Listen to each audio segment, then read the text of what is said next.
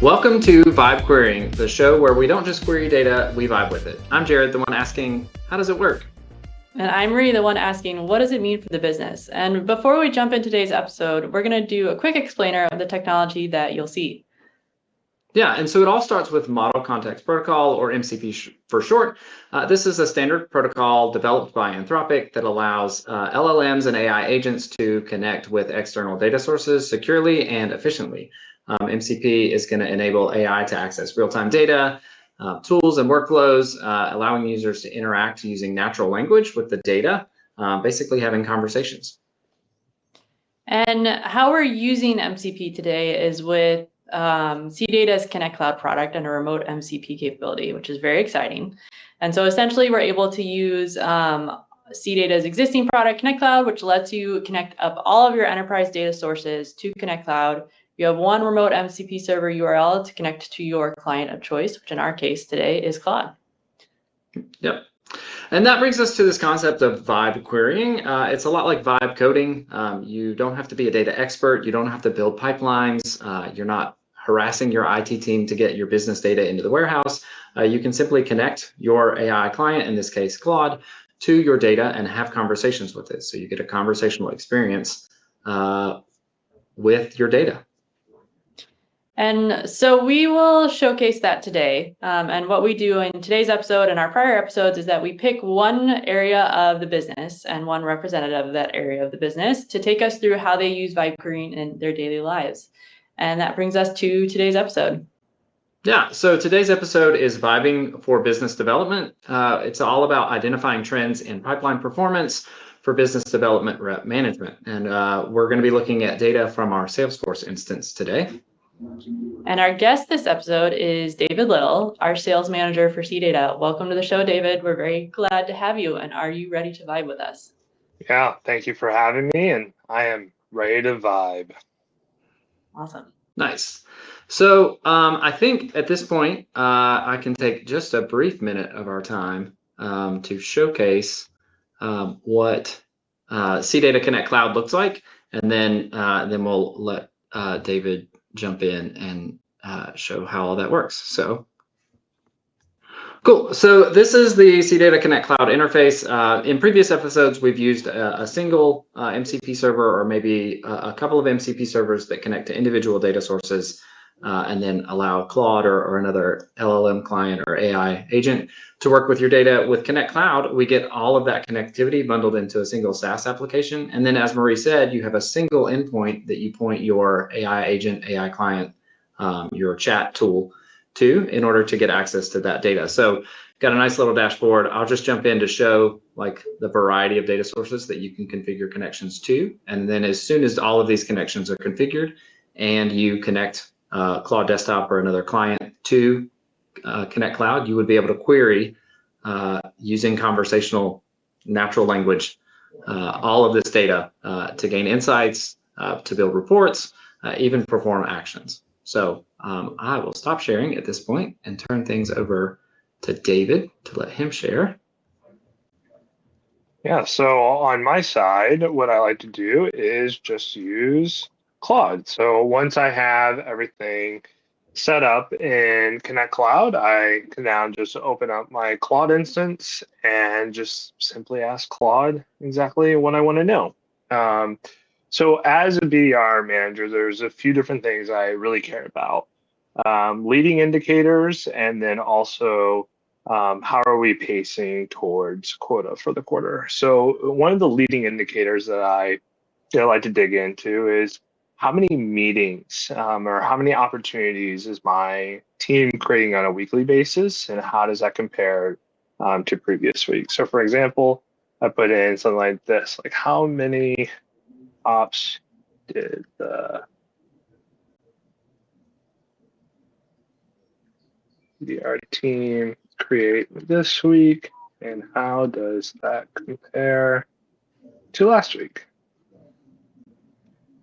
And the reason why I like to dig into this data is this tells me some good leading indicators. If we are pacing higher than the previous week, I know that things are going up in the right direction. But if we're behind, I can then go in and ask Claude, like, well, what changed? Was somebody out of office? Did one person really, fall off? And then that allows me to go back and have real honest conversations with my team of what's going on, what changed, how can I help? And I really believe that the data here provides me that opportunity to have conversations rather than accusing the team of not doing their job. A good management skill for sure. So Jared, tell us what Claude is doing here.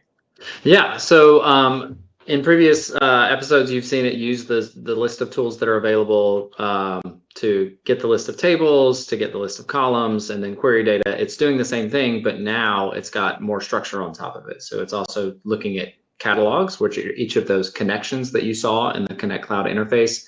And then schemas, those are the different ways that each of those data services might present data. So NetSuite, for example, is one of the data sources that's widely used by our customers. It has a couple of schemas that just organize the data in different ways.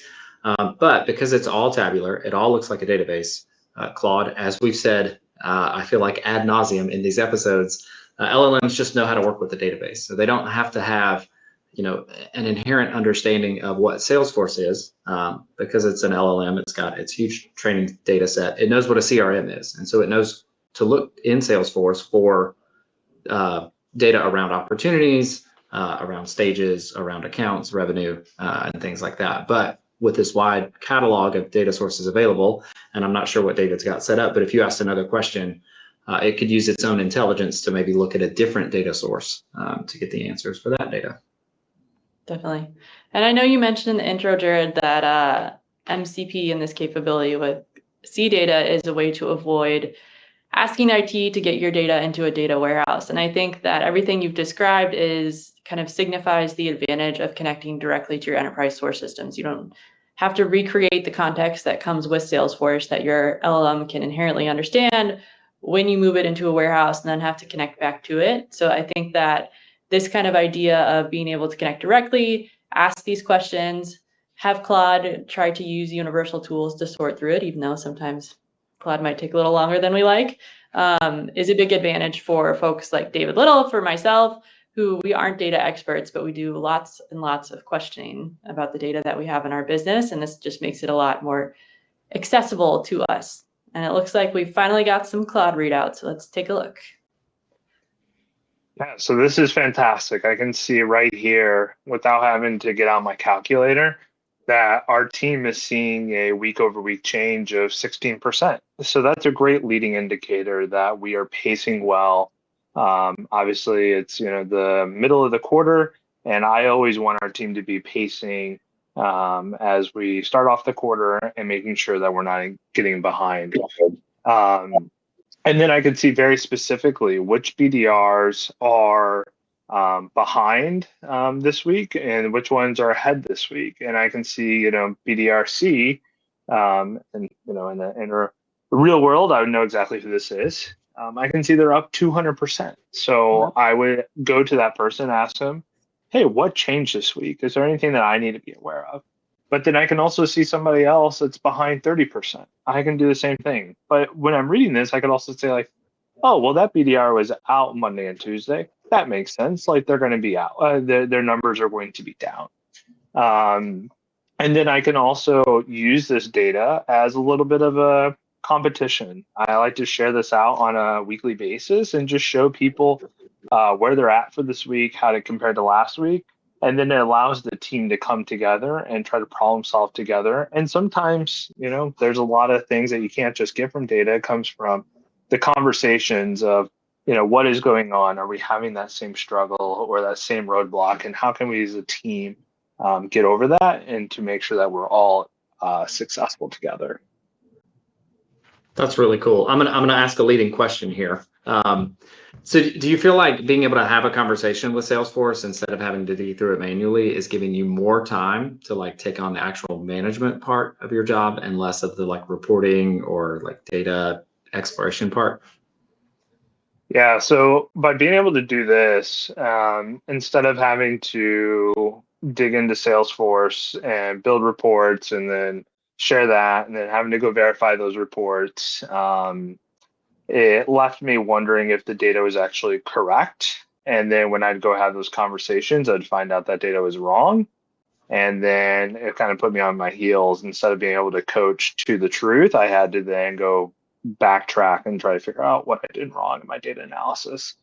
I think data, especially as a sales manager, data does not lie. Data does not have feelings, but we can use this data to coach and to point out without looking like anybody's being accused of maybe, having a slower week this week or taking their foot off the gas. But I would say this allows me to be more prepared when I have those one-to-one conversations. Yeah, it's That's certainly awesome. easier to have that conversation with leading indicators instead of final missed quota. So I think that is a great tool to be able to do this. And I'm going to ask a not leading question because I'm curious on, you mentioned that, there is dashboards and sometimes the data analysis you've done independently isn't always correct. And I think kind of one of the things we always talk about in Vibe Querying episodes is Claude's propensity or any LLM's propensity to hallucinate. So talk me through kind of like how you feel comfortable with what Claude's telling you, and then maybe what dashboards do you still use or what official reporting do you still want to do out of Salesforce itself? Yeah, so anytime I'll ask a question of like, what's this person's close one rate? And it says like 0% or 100%, like anything that's like the extremes, I can typically know that's not correct. So that's kind of my like, okay, I think this is wrong. It's funny, I'll even write back to Claude, be like, I think this data is wrong. And Claude always responds, you're absolutely correct. I pulled the wrong data, which is funny. To me, it makes me laugh. So if Claude can admit when it's wrong, I can also admit when I'm wrong as well. There are we have some, kind of weird build outs in Salesforce when it comes to, our contracting or billing or how we measure an opportunity stage or opportunity, like how long does it take from an opportunity to go from created to close one. So those are still some of the reports that I look at a regular basis in Salesforce. But something where it would take me too long, like asking something like, how many meetings did this one BDR have this week? It would take me forever to find that because we can log meetings in, a few different ways. However, Claude can go ahead and read through all of the BDRs really fast and give me that breakdown without having me to go build a custom report for each BDR and then sifting through what is correct and what is not. That's great. All right, I think we have asked many questions, and I certainly have more. But let's see what our next query is for Claude. Yeah. So the other thing I like to see is here at CData we go from creating an opportunity to getting an opportunity to the qualified stage. So this means that an AE or account executive has said like this is a good opportunity, and that's really important for me to know like what is the percentage of ops created to ops going to queue ops. So give me the percentage rate of ops created to qualified in the last. And the nice thing is Claude is smart enough. When I screw up my spelling, it always knows exactly what I'm talking about. Created to qualified in the last 30 days. Jared's Great. just happy he's not typing on this for once. Yeah. I know it's one of those things where when you're just vibing, it's like I want to go fast. It doesn't need to be perfect, and thankfully Claude can see through my flaws. So yeah, again, this is like really good for me, and why this is valuable. If somebody's creating the most opportunities, but their opportunities aren't getting into qualified, that's not good for the business. That means that we're wasting AE's time, and I need to go coach on quality versus quantity. Now, if it's the opposite, if somebody has 100% conversion rate from created to qualified, it's like, okay, why don't we open this up a little bit and try to get more stuff over to the AE and let them sift through what is good and what's not. Absolutely. And I think one of the things that is worth pointing out is that for folks who are well versed in MCP, they might be wondering how we have tools defined across all of these sources that we have connected to one Connect Cloud instance. And it's because of the way that we have architected our tool set. And that is because of the way that we have created a standardized SQL layer on top of every source. And that is something that's really unique about CData and about CData connectivity that really shines through in the Vibe querying use case. And what David's doing today is that when every source uses this same universal tool set, which essentially are database functions, as we've seen over the course of this episode, you have awesome versatility in what you're able to ask and what Claude is able to do across all of the sources that we have connected. And so for those less familiar with MCP, the way that other MCP servers would do this is that they have specific tools that they have built for that specific source. And those don't translate quite as well across multiple sources when they're connected at one time. And so I think that's a really interesting thing that we're able to do and that we're seeing play out live with the type of. It looks like Claude has finally returned some results for this question. So let's take a look.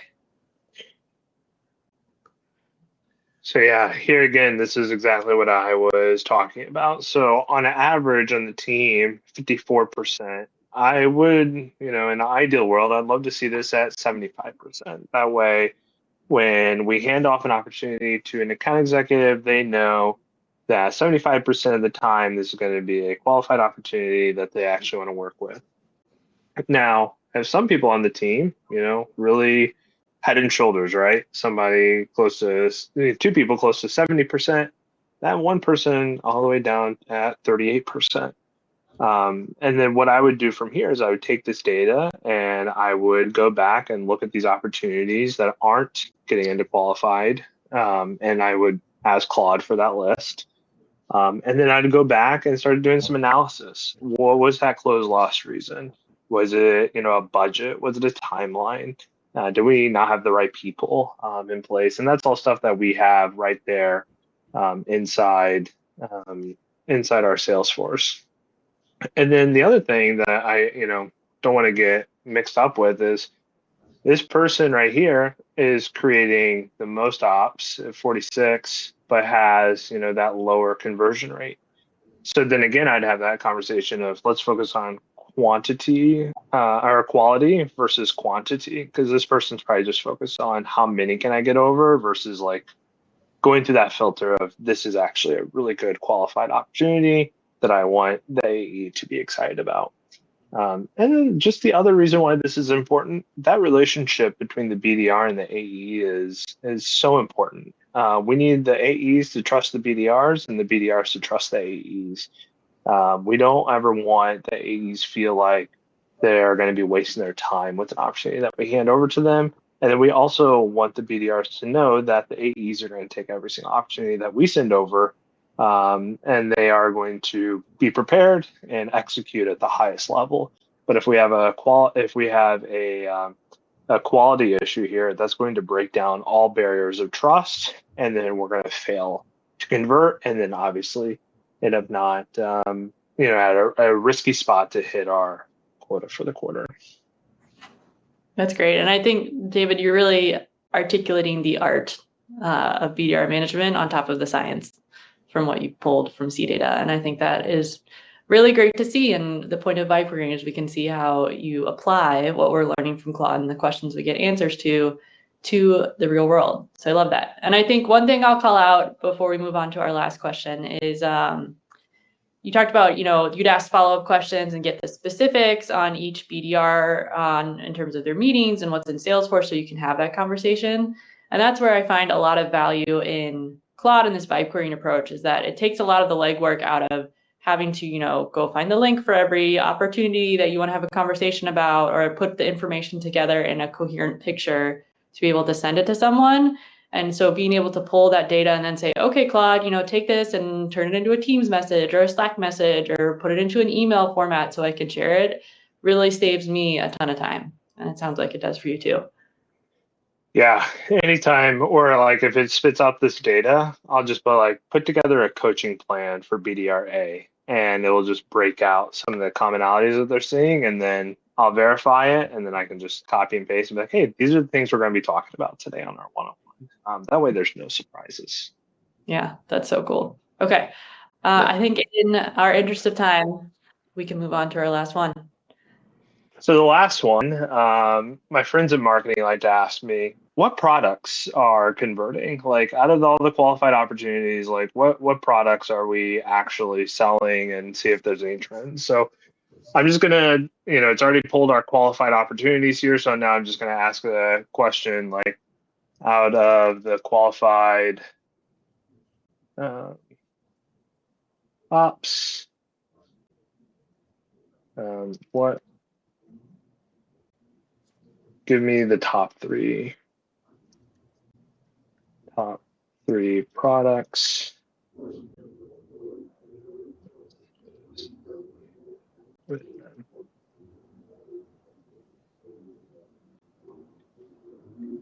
I'll go ahead and send that out, and then I can share this out with my marketing team of like, hey, these are all the qualified opportunities we've had recently, and these are the top three products that we're seeing. And then sometimes I'd go in a little deeper and say, like, compare this to the previous 45 days. Then that way we can see, like, say a product A has, gone down or has gone up. Why is that? And that's really helpful for, our marketing team, because sometimes we'll be doing like a specific campaign and they can say like, oh, this is actually like resulting into what we wanted. Or the opposite of like, whoa, we've been spending a lot of time and effort in this product and we're not seeing any qualified opportunities. Now they can make decisions on what to do with that as well. Well, your friends in marketing certainly do appreciate that. Yeah, it's helpful. So when we've asked you for stuff like that in the past, what's your workflow been like if we're looking for that kind of report? Yeah, I mean, before it would be I'd have to go into Salesforce. I'd then have to create a report of this time frame to that time frame, and then I would have to export that into an Excel, and then do the same report from this time frame to that time frame, build out a table, do a bunch of math equations. I'm no Excel nerd, so it was typically not 100% right or wrong. Or say if I did get the data right, the data just wasn't presentable. It's like, who wants to look at an Excel spreadsheet? So what's really nice about this is I can get this and I can say, now turn this into a shareable report for my CMO. And it's going to have a beautiful report, and then I can just send that link over, and it presents the data in the way that my CMO and product marketing managers want to see. That's cool. Right. It said, let me create a comprehensive analysis. So there we go. Doing some scripting. Oh boy. You're going to produce a fancy dashboard for us? I don't know. Yeah, are we going to get the artifact this time or not? I'm a little shocked. Usually Claude is a little aggressive with the artifact building, but we'll see. I do like the artifacts. Sometimes you can just read things and your eyes glaze over, but when it's in pretty colors and bold numbers, it lets me digest it easier. Yeah, and then it's usually in a format that's consumable by most like text editors or whatever, so you can copy it and paste it, throw it in a Word doc to like build out a report, or copy a table and throw just that table into Excel. The episode that Jared Feeney was on, it made like a whole presentation. I mean, it's like a little web page with different parts, but it was cool. All right, here we go. All right. Connect Cloud, Billy's happy. Oh, and then OWC drivers and Power BI connectors. Nice. I'll tell Jonathan. Yeah, that's Jared's product. He's happy about that. And, it's really good, for me to see this is I can look at this and say, all right, Connect Cloud, OWC, Power BI. Connect Cloud and Power BI are kind of come from the same cloth. So this tells me a lot of people are interested in data visualizations. They want to see their data in Power BI. They're not in Power BI and they want to go see it somewhere else. They can use a tool like Connect Cloud. ODBC drivers, that's our kind of bread and butter here. This is how, people most commonly work with us. Yeah. I like that it gave you some analysis on like the key data sources and stuff too. That's really cool. Yeah. And again, something that I think would take a lot of data analysis to be able to get to that. Yeah. Very cool. That's awesome. All right. Well, I think that wraps us up for today. Big thanks to David for joining us. Thank you all for having me. This was a lot of fun. Yeah, good. And on all accounts, like the experience of getting connected, like getting Connect Cloud set up and getting the remote server set up has been pretty straightforward. Yeah, I am not a technical person, and I was able to set up my Connect Cloud instance, set up Claude, and start running queries all within probably less than 5 minutes. As long as I had the right username and passwords and access, I was good to go. And it was nice. I didn't have to go bother my folks at IT. I just was able to log in and start going. That's really cool. Yeah, good to hear. And that'll be coming very, very soon for the broader public. But we do want to say thank you to everyone who took the time to join us and watch this episode today. If you want to see what your data is saying, you can download a free beta of the MCP servers at cdata.com/solutions/MCP, and then keep an eye on the CData website for the announcement, the release of our remote capabilities for our Connect Cloud platform. And you can also come hang with us in our Vibe querying subreddit or in the CData community, where everyone will be talking about queries, talking about insights, all the great MCP capabilities on a daily basis. So until next time, stay curious and keep vibing.